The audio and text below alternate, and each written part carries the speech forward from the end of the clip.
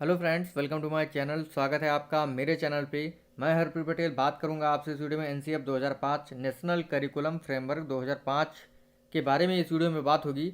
और अगर आप चैनल पर नए हैं तो चैनल सब्सक्राइब कर लीजिएगा, बेल आइकन दबा दीजिएगा, जिससे कि आपको नई वीडियोज़ की नोटिफिकेशन समय से मिलते रहे। और अगर आपने पिछली वीडियो नहीं देखे हैं तो डिस्क्रिप्शन में आपको प्ले लिस्ट का लिंक दे दिया जाएगा, आप पिछले वीडियो भी अच्छे से देख सकते हैं। और PDF नोट्स लेने के लिए आप जो है टेलीग्राम ग्रुप से जुड़ जाएगा। टेलीग्राम ग्रुप का लिंक आपको डिस्क्रिप्शन में दे दिया जाएगा। अगर आपको वीडियो अच्छा लगे लाइक कर दीजिएगा, शेयर कर दीजिएगा। तो शुरू करते हैं आज का टॉपिक, नेशनल करिकुलम फ्रेमवर्क 2005, जिसे हिंदी में कहते हैं राष्ट्रीय पाठ्यचर्या रूपरेखा 2005। देखिए, राष्ट्रीय पाठ्यचर्या रूपरेखा क्या कहती है?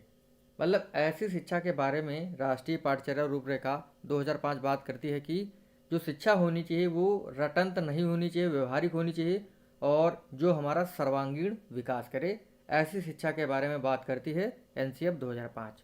पहला पॉइंट लिखा हुआ है, एनसीईआरटी पाठ्यक्रम में सुधार लाने हेतु अपनाया गया एक सुधारात्मक कदम है एनसीएफ 2005।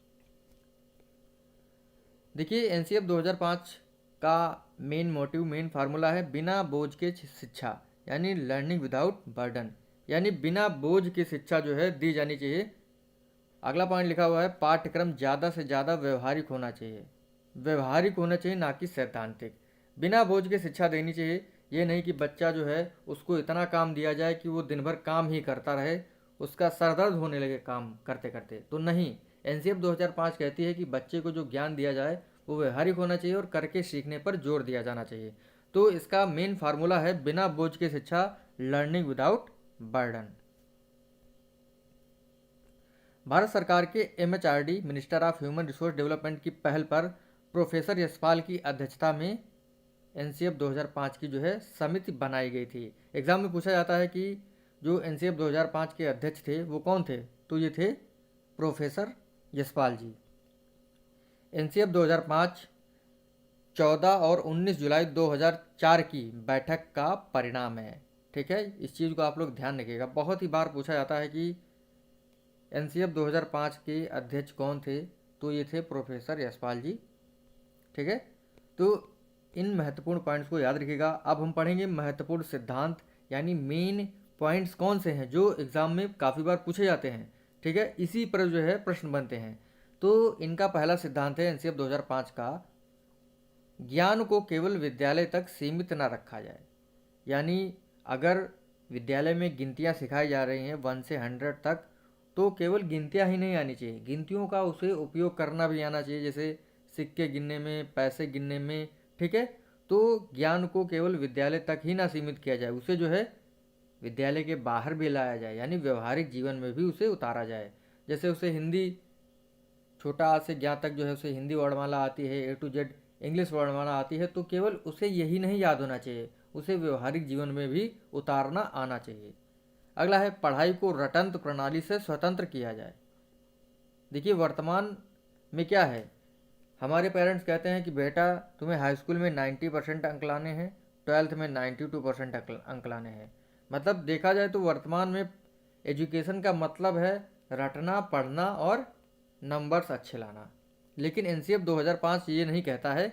एनसीएफ 2005 ये कहता है कि पढ़ाई को रटंत प्रणाली से स्वतंत्र रखा जाए, बच्चे को जो है करके सीखने पर जोर दिया जाए। एनसीएफ 2005 कहती है कि शिक्षा ऐसी होनी चाहिए जो बच्चे का सर्वांगीण विकास करे, मन, मस्तिष्क और आत्मा, यानी हर पहलू को प्रभावित करे शिक्षा। परीक्षा को लचीला बनाया जाए। देखिए, परीक्षा को इतना कठोर नहीं बनाया जाए कि बच्चा जो है परीक्षा के नाम से ही डरे। ठीक है, तो परीक्षा को जो है, एग्ज़ाम को जो है लचीला बनाया जाए।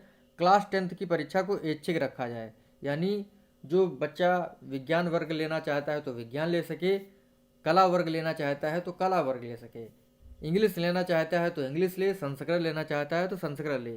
तो परीक्षा जो है, एग्ज़ाम जो है वो लचीला होना चाहिए। ठीक है, देश के लिए चिंतन का विकास। शिक्षा ऐसी होनी चाहिए जो देश के प्रति होनी चाहिए, यानी देशभक्ति को सिखाए। यानी आप जिस धरती पर पैदा हुए हैं उसके प्रति आप कृतज्ञ बने, देश के प्रति कृतज्ञ बने। ये नहीं हमारा परिवार, हमारा घर, ये नहीं होना चाहिए। मतलब सोशल डेवलपमेंट जो है अच्छा होना चाहिए, जिसके अंदर सोशल डेवलपमेंट अच्छा होगा, वो अच्छी तरीके से डेवलप होगा, यानी वो अच्छी तरीके से समाज का विकास करेगा। तो देश के लिए चिंतन का विकास होना चाहिए, यानी देश के बारे में बताना चाहिए, देश के संस्कृति के बारे में शिक्षा में बताना चाहिए। जैसे चाइना वाले होते हैं, चाइना वाले क्या करते हैं, उनका परिवार चाइना है, उनका घर चाइना है, उनका समाज चाइना है, मतलब सब देसी है। तो अपने इंडिया में भी ऐसा होना चाहिए, ये बात करता है एनसीएफ 2005। तो ये महत्वपूर्ण सिद्धांत है, इनको आपको याद रखना है।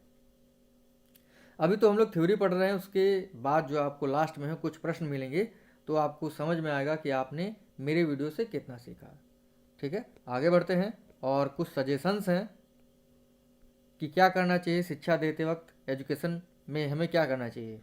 एनसीएफ 2005 कहता है कि सतत एवं व्यापक मूल्यांकन होना चाहिए, यानी साप्ताहिक, मासिक, त्रैमासिक, अर्धवार्षिक, वार्षिक, इस प्रकार के जो है मूल्यांकन होने चाहिए।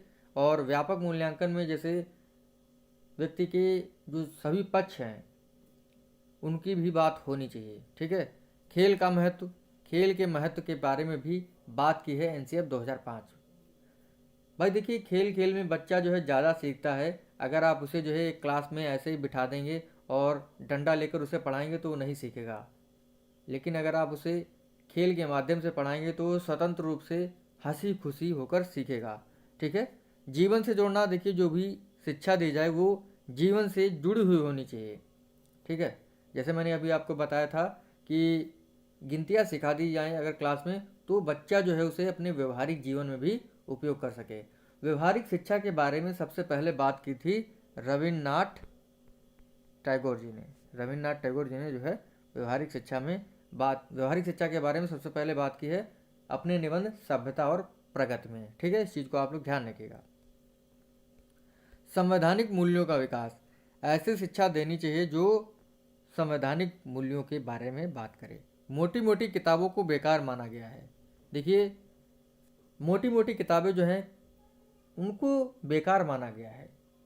बच्चों को जो है समझाकर, एक्सपेरिमेंटल, प्रयोगात्मक कार्य करके जो है, रचनात्मक कार्य करके जो है शिक्षा देनी चाहिए।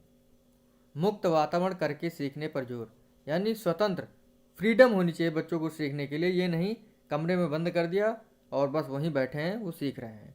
तो बच्चों को जो है मुक्त वातावरण जो है देना चाहिए और उन्हें करके सीखने पर जोर देना चाहिए।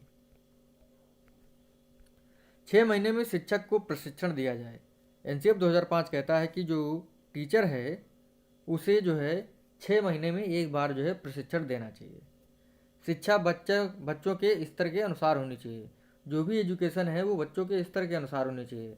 अगर आप कक्षा 5 के बच्चे को जो है रेखा गणित सिखा देंगे हाई लेवल की, कक्षा 9th एंड 10th की, तो वो नहीं सीख पाएगा।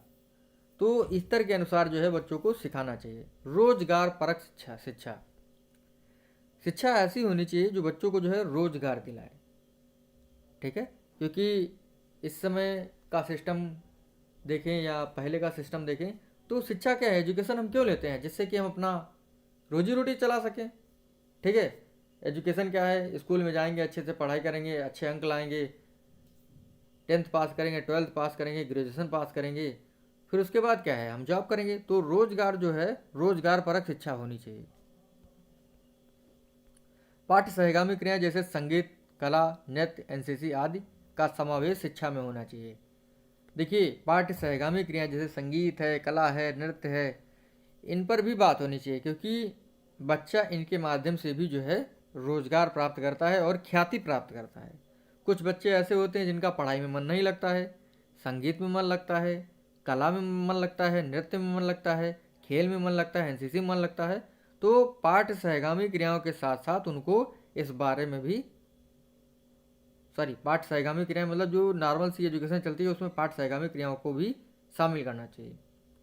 लिखा गया है, अगला पॉइंट है, कक्षा 5, 8 और 11 के लिए बोर्ड एग्जाम नहीं होने चाहिए। पुरस्कार सीमित, दंड वर्जित। देखिए, पुरस्कार जो है वो एक सीमित मात्रा में होना चाहिए। अगर हम किसी बच्चे को रोज पुरस्कार देंगे तो पुरस्कार की वैल्यू ही खत्म हो जाएगी। दंड जो है वो वर्जित होना चाहिए। बच्चों को जो है दंड नहीं देना चाहिए, क्योंकि अगर आप दंड देंगे तो उनके अंदर हीन भावना आ जाएगी। ठीक है। तो पुरस्कार सीमित, दंड वर्जित होना चाहिए। निदानात्मक और उपचारात्मक शिक्षण, समस्या का पता लगाना निदान और उसका उपचार करना उपचारात्मक शिक्षण। अगर किसी बच्चे को कोई समस्या है तो उस समस्या का पता लगाना निदान और उस समस्या का हल करना उपचारात्मक शिक्षण होता है। तो इन दो पहलुओं को भी टीचर को पता होना चाहिए। मातृभाषा के साथ अंग्रेजी पढ़ाना। देखिए, मातृभाषा के साथ जो है बच्चों को इंग्लिश लैंग्वेज भी सिखानी चाहिए, क्योंकि ग्लोबल लैंग्वेज जो है वो इंग्लिश है। पूर्व ज्ञान का उपयोग। देखिए, जो भी बच्चे ने पूर्व ज्ञान सीखा हुआ है उसको जोड़कर सिखाने से जो है बच्चा अच्छे से सीखता है। तो पूर्व ज्ञान का उपयोग करना चाहिए। परीक्षा का डर दूर करना, परीक्षा के डर को जो है, एग्ज़ाम के फियर को जो है दूर करना चाहिए। कक्षा 1 से 12 तक कब कैसे क्या पढ़ाना है, इसके बारे में बात की है एनसीएफ 2005 में। एनसीएफ 2005 में बात हुई है कि कक्षा 1 से 12 तक कब पढ़ाना है, कैसे पढ़ाना है और क्या पढ़ाना है, इसके बारे में इसमें बात हुई है। अब देखेंगे हम लोग कुछ प्रश्नों को, और जितने भी प्रश्न आप सही करते हैं कमेंट करके जरूर बताइएगा। प्रश्न हमारा पहला, एनसीएफ 2005 बल देती है करके सीखने पर, रटने पर, समस्या हल करने पर, या ये सभी।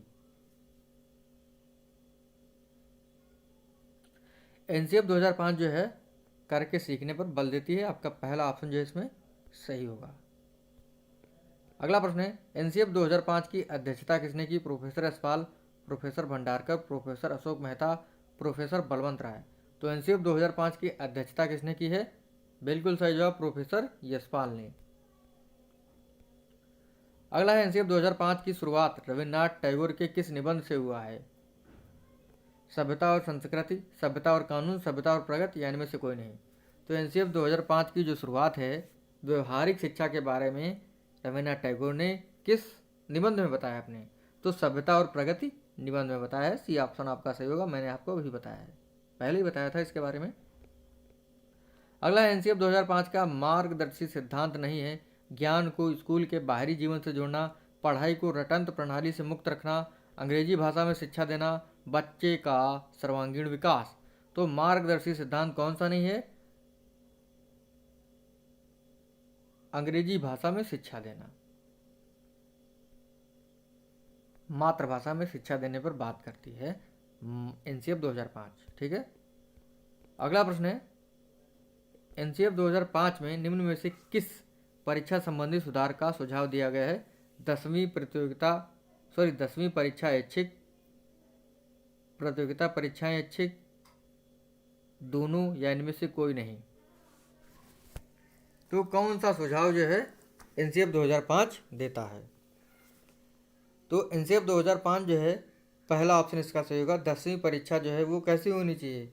वो होनी चाहिए ऐच्छिक। आपका पहला ऑप्शन जो है इसमें सही होगा। तो इस प्रकार से आज का हमारा वीडियो यहीं पर समाप्त होता है। अगर आपको वीडियो अच्छा लगा लाइक कर दीजिएगा, शेयर कर दीजिएगा। Thank you friends.